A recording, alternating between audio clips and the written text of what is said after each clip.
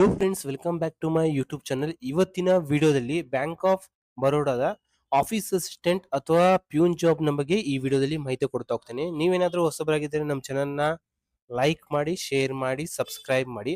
First of all, bank of ಬರೋಡಾದಲ್ಲಿ office assistant ಅಥವಾ peon ಹುದ್ದೆಗಳು ಖಾಲಿ ಇದಾವೆ. ಇಲ್ಲಿ ನೀವು ಆನ್ಲೈನ್ ಅಪ್ಲಿಕೇಶನ್ ಬಂದ್ಬಿಟ್ಟು 3/5/2025 ನೀವು 23/5/2025 ತನಕ ಆನ್ಲೈನ್ ಅಪ್ಲಿಕೇಶನ್ ಹಾಕ್ಬೋದು. ನೀವೇನಾದ್ರೂ ಆನ್ಲೈನ್ ಅಪ್ಲಿಕೇಶನ್ ನ ಎಡಿಟ್ ಮಾಡ್ಬೇಕಂತಂದ್ರೆ 23/5/2025 ಒಳಗಡೆ ಎಡಿಟ್ ಮಾಡಬೇಕು.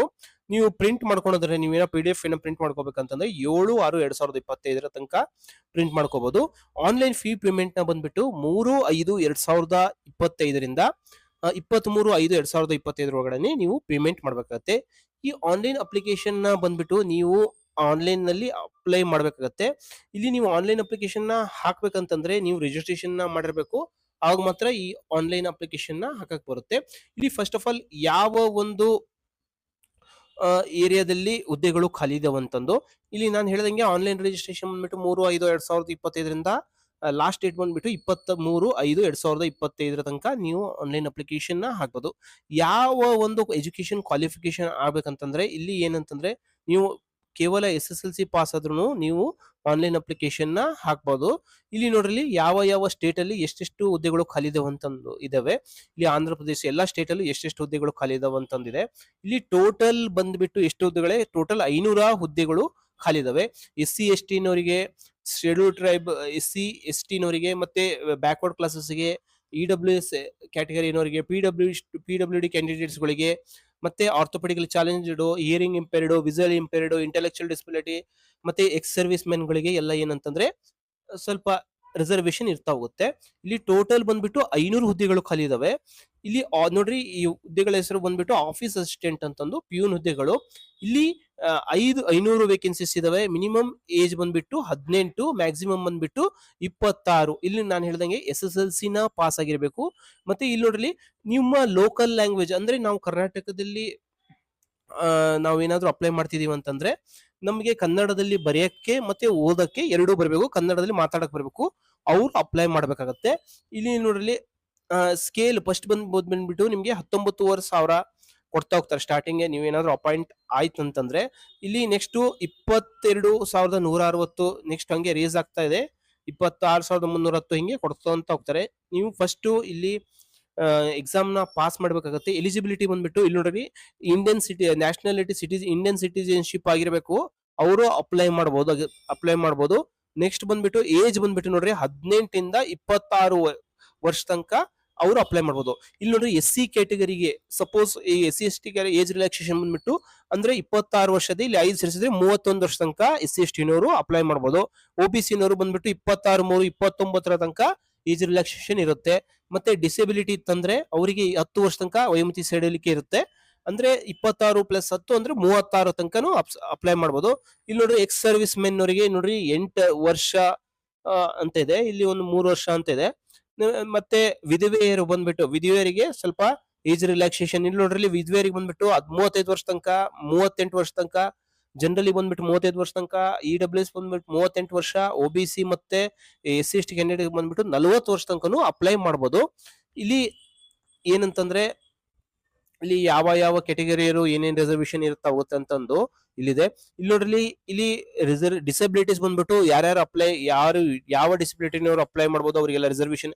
ಇಲ್ಲಿ ಲೆಪ್ರೋಸಿ ಇದ್ದವರಿಗೆ, ಅವರು ಸೆರೆಬ್ರಲ್ ಪಾಲ್ಸಿ ಇದ್ದವರಿಗೆ, ಡ್ವಾರ್ಫಿಸಮ್ ಇದ್ದವರಿಗೆ, muscular dystrophy, acid attack victims ಗಳಿಗೆ, ಮತ್ತೆ ಬ್ಲೈಂಡ್ನೆಸ್ ಇದ್ದವರಿಗೆ, ಸ್ವಲ್ಪ ಲೋ ವಿಷನ್ ಇದ್ದವರಿಗೆ, ಹಿಯರಿಂಗ್ ಇಂಪೇರ್ಡ್ ಇದ್ದವರಿಗೆ, ಇಂಟೆಲೆಕ್ಚುಯಲ್ ಡಿಸಬಿಲಿಟಿ ಇದ್ದವರಿಗೆ, ಮತ್ತೆ ಆಟಿಸಮ್ ಡಿಸಾರ್ಡರ್ ಇದ್ದವರಿಗೆ, specific learning disability, mental illness, ಇವರು ಮಲ್ಟಿಪಲ್ ಡಿಸಬಿಲಿಟಿ ಇದ್ದವರಿಗೆ ಎಲ್ಲ ಏನಂತಂದ್ರೆ ಸ್ವಲ್ಪ ರಿಸರ್ವೇಶನ್ ಕೊಡ್ತಾ ಹೋಗ್ತಾರೆ.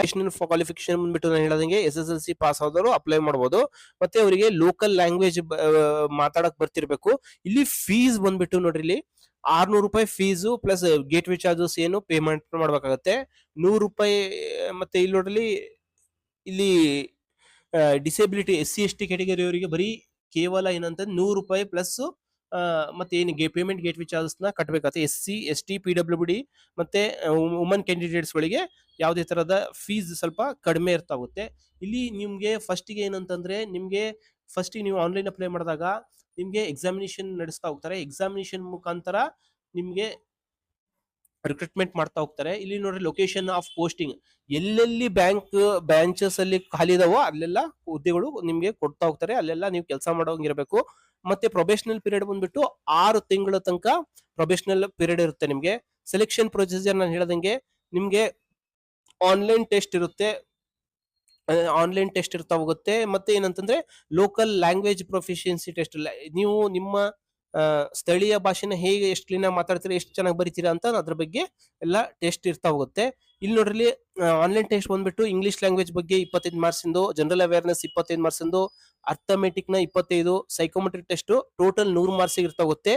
ಇಲ್ಲಿ ನೋಡ್ರಿ ಮೀಡಿಯಂ ಆಫ್ ಟೆಸ್ಟ್ ನೋಡ್ರಿ ಇಂಗ್ಲಿಷ್, ಹಿಂದಿ ಮತ್ತೆ ಇವೆಲ್ಲ ಲ್ಯಾಂಗ್ವೇಜ್ ಗಳು ಇರ್ತಾ ಹೋಗುತ್ತೆ. ನೀವು ಸಪೋಸ್ ಇಲ್ಲಿ ನೋಡ್ರಿ ನಾವು ಕರ್ನಾಟಕದವರಾಗಿದ್ರಿಂದ ನಮ್ಗೆ ಯಾವ ಲ್ಯಾಂಗ್ವೇಜ್ ನಲ್ಲಿ ನಾವು ಎಕ್ಸಾಮ್ ಬರೀಬಹುದು ಅಂತಂದ್ರೆ ಕರ್ನಾಟಕದವರಿಗೆ ಇಂಗ್ಲಿಷ್, ಹಿಂದಿ, ಕನ್ನಡ ಅಂಡ್ ಕೊಂಕಣಿ ಇವೆಲ್ಲ ಭಾಷೆಗಳಲ್ಲಿ ಬರಿತಾ ಹೋಗ್ಬೋದು. ಲೋಕಲ್ ಲ್ಯಾಂಗ್ವೇಜ್ ಬಂದ್ಬಿಟ್ಟು ನೋಡ್ರಿ ಕನ್ನಡದಲ್ಲಿ ಇರುತ್ತೆ. ಲೋಕಲ್ ಲ್ಯಾಂಗ್ವೇಜ್ ಟೆಸ್ಟ್ ಬಂದ್ಬಿಟ್ಟು ಕನ್ನಡದಲ್ಲಿ ಇರುತ್ತೆ. ಇಲ್ಲಿ ಇಲ್ಲಿ ನಿಮ್ಗೆ ಕಾಲ್ ಲೆಟರ್ ಕೊಡ್ತಾ ಹೋಗ್ತಾರೆ ಎಕ್ಸಾಮಿಗೆ. ನೀವು ಎಕ್ಸಾಮ್ ನ ಮತ್ತೆ ಅಲ್ಲಿ ಎಕ್ಸಾಮ್ ಕಾಲ್ ಲೆಟರ್ ಮತ್ತೆ ಏನಂದ್ರೆ ನೀವು ಎಕ್ಸಾಮ್ ಬರೀಬೇಕಾದ್ರೆ ನಿಮ್ಮ ಐಡೆಂಟಿಟಿ ಪ್ರೂಫ್ ಇವೆಲ್ಲ ತಗೊಂಡೋಗಿ ನೀವು ಎಕ್ಸಾಮ್ ಬರಿತಾ ಹೋಗ್ಬೇಕಾಗುತ್ತೆ. ಇಲ್ಲಿ ನೋಡ್ರಿ ಇಲ್ಲಿ ನೀವು ಏನೋ ತಪ್ಪು ಉತ್ತರ ಬರೆದ್ರೆ ಏನಂತಂದ್ರೆ ಪೆನಾಲ್ಟಿ ಇರ್ತಾ ಹೋಗುತ್ತೆ, ನೆಗೆಟಿವ್ ವ್ಯಾಲ್ಯೂಯೇಷನ್ ಇರ್ತಾ ಹೋಗುತ್ತೆ. ಇಲ್ಲಿ ನೋಡ್ರಿ ಯಾವೆಲ್ಲ ಡಾಕ್ಯುಮೆಂಟ್ಸ್ ನ ನೀವು ಅಪ್ಲೋಡ್ ಮಾಡ್ಬೇಕಾಗುತ್ತೆ ಅಂತಂದು ನಾನು ಈ ವೆಬ್ಸೈಟ್ ನ ಲಿಂಕ್ ನ ನಾನು ನನ್ನ ವಿಡಿಯೋ ಡಿಸ್ಕ್ರಿಪ್ಷನ್ ಕೊಟ್ಟಿರ್ತೀನಿ. ಆ ಲಿಂಕ್ ನ ಹೋಗೋ ಮುಖಾಂತರ ನೀವು ಆನ್ಲೈನ್ ಅಪ್ಲಿಕೇಶನ್ ನ ಸಲ್ಲಿಸಬೇಕಾಗುತ್ತೆ. ಇಲ್ಲಿ ನೋಡ್ರಿ 10th ಮಾರ್ಕ್ಸ್ ಕಾರ್ಡ್ ಇರಬೇಕಾಗುತ್ತೆ. ಮತ್ತೆ ಎಜುಕೇಶನಲ್ ಸರ್ಟಿಫಿಕೇಟ್ಸ್, ನೀವು ಏನಂತಂದ್ರೆ ನೀವು ಓದಿರ್ತಕ್ಕಂಥ SSLC ಮಾರ್ಕ್ಸ್ ಕಾರ್ಡ್ ಇವೆಲ್ಲ ಇರಬೇಕಾಗುತ್ತೆ. ಏನಾದ್ರು ವರ್ಕ್ ಎಕ್ಸ್ಪೀರಿಯನ್ಸ್ ಇದ್ರೆ other certificate, caste category certificate ಇರಬೇಕಾಗುತ್ತೆ. PWD ಕ್ಯಾಂಡಿಡೇಟ್ ಇದ್ರೆ ಅದರ ಒಂದು ಡಾಕ್ಯುಮೆಂಟ್ ಇರಬೇಕಾಗುತ್ತೆ. ಎಲ್ಲಾ ಡಾಕ್ಯುಮೆಂಟ್ಸ್ ಬಂದ್ಬಿಟ್ಟು PDF ಫಾರ್ಮೇಟ್ ಅಲ್ಲಿ ಇರಬೇಕಾಗುತ್ತೆ. ಪೇಪರ್ ಸೈಜ್ ಬಂದ್ಬಿಟ್ಟು A4, ಸೈಜ್ ಬಂದ್ಬಿಟ್ಟು 500 KB ಒಳಗಡೆ ಇರಬೇಕಾಗುತ್ತೆ. ಇಲ್ಲಿ ನೀವು ಎಲ್ಲಾ ಡಾಕ್ಯುಮೆಂಟ್ಸ್ ನ ಸ್ಕ್ಯಾನ್ ಮಾಡ್ಕೊಂಡು 500 KB ಇದ್ರೆ ಅದನ್ನ ಅಪ್ಲೋಡ್ ಮಾಡಬಹುದು. ಅದು PDF ನಲ್ಲಿ ಇರಬೇಕಾಗುತ್ತೆ. ಇಲ್ಲಿ ನೋಡ್ರಿ ಯಾವ ತರ ಫೋಟೋನ ಕ್ಯಾಪ್ಚರ್ ಮಾಡಬೇಕು, ಯಾವ ತರ ಅಪ್ಲೋಡ್ ಮಾಡ್ಬೇಕಂತ ಎಲ್ಲ ಇದೆ, ಗೈಡ್ಲೈನ್ಸ್ ಇದೆ. ಇಲ್ಲಿ ನಾನು ಹೇಳ್ದಂಗೆ ಡೇಟ್ ಬಂದ್ಬಿಟ್ಟು ಆ ಡೇಟ್ ಒಳಗಡೆ ನೀವು ಆನ್ಲೈನ್ ಅಪ್ಲಿಕೇಶನ್ ಹಾಕ್ಬೇಕತ್ತೆ. ನಾನು ಇದರ ಮಾಹಿತಿನ ನೀವು ವೆಬ್ಸೈಟ್ ಮುಖಾಂತರ ಹೋಗಿ ನೀವೆಲ್ಲ ತಿಳ್ಕೊಬಹುದು. ಈ ವಿಡಿಯೋ ನಿಮ್ಗೆ ಇಷ್ಟವಾದಲ್ಲಿ ನಮ್ಮ ಚಾನಲ್ ನ ಲೈಕ್ ಮಾಡಿ, ಶೇರ್ ಮಾಡಿ, ಸಬ್ಸ್ಕ್ರೈಬ್ ಮಾಡಿ. Thank you.